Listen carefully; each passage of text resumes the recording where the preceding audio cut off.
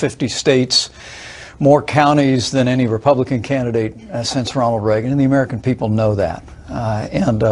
While I have great respect for John Lewis and for his contributions, particularly to the civil rights movement, I was deeply disappointed to see someone of his stature question the legitimacy of Donald Trump's election as president and say he's not attending the inauguration. And I hope he reconsiders both positions. You know, we've even had recounts in this election where the numbers for the president-elect have actually gone up.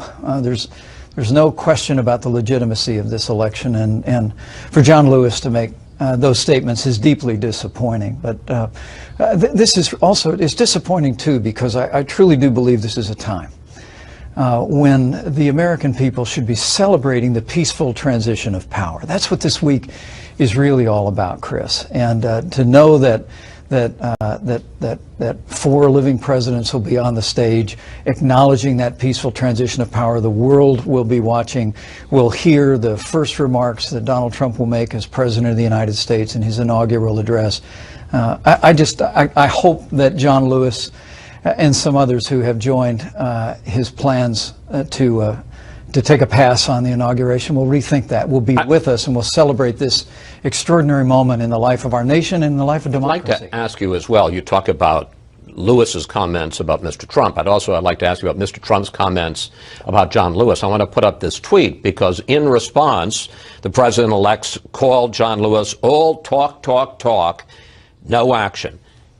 Can he really say that about the man who got his head cracked open walking across the Pettus Bridge in Selma, Alabama on Bloody Sunday? All talk, no action? Well, do you think that's appropriate? I think Donald Trump has the right to defend himself when someone of John Lewis's stature, someone who's not only an icon in the civil rights movement, but also someone who, by virtue of his sacrifice on that day that we know as Bloody Sunday, he crossed the Edmund Pettus Bridge and he suffered that abuse. And it was through that the Voting Rights Act itself, for someone to use his stature, to use terms like this is not a legitimate president, it's just deeply disappointing to me. And I hope he reconsiders it. But what Donald Trump was talking about there was literally generations of failed policies coming out of Washington, D.C. that have failed too many families in too many cities across this country. I will tell you, Donald Trump is a man who is profoundly impatient with failure. And you saw in the campaign, he went to major cities in this country and said, we're going to bring safety to our streets. We're going to bring school choice to our children. We're going to bring jobs and opportunities to our cities. You remember that great line, what the heck do you have to lose? He is committed to being president of all of the people of this country and to bringing jobs and prosperity in ways that the failed liberal policies of the last several generations have not. Let me pick up on another controversy this week, because Mr. Trump has been going after the intelligence community, especially after they briefed him, and it became public that they had briefed him about this unverified Oppo research that the Kremlin allegedly had put together on him. On Friday, Mr. Trump sent these tweets, probably released by intelligence in quotes, even knowing there is no proof and never will be. Does the president-elect really believe that the intelligence community is trying to undercut him, and does he stand by his comparison of those tactics to Nazi Germany?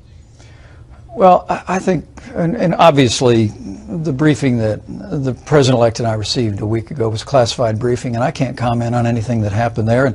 Well, the intelligence community has and I never will. But they have verified that they did brief him on this Oppo research. But the very fact that a few news organizations, not this one, trafficked in opposition research and this salacious garbage, I think was deeply troubling to millions of Americans. And but what about the intelligence community? Whatever the source, and we don't know what the source was that put this into the traffic. I know the Director of National Intelligence said that this information had been floating around for months.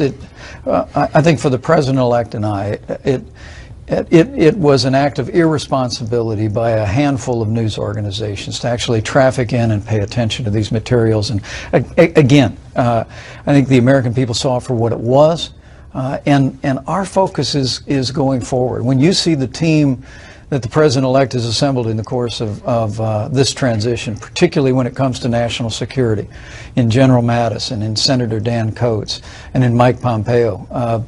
You're going to see an effort to reinvigorate our national security, national intelligence, and the President's going to see to that from day one. Let's talk about policy going forward, because the President-elect seemed to suggest in an interview this weekend with the Wall Street Journal that he might dramatically change relations with Russia and, in fact, lift sanctions against Russia if they begin to cooperate with us on ISIS and other areas. I want to put up a quote from that interview.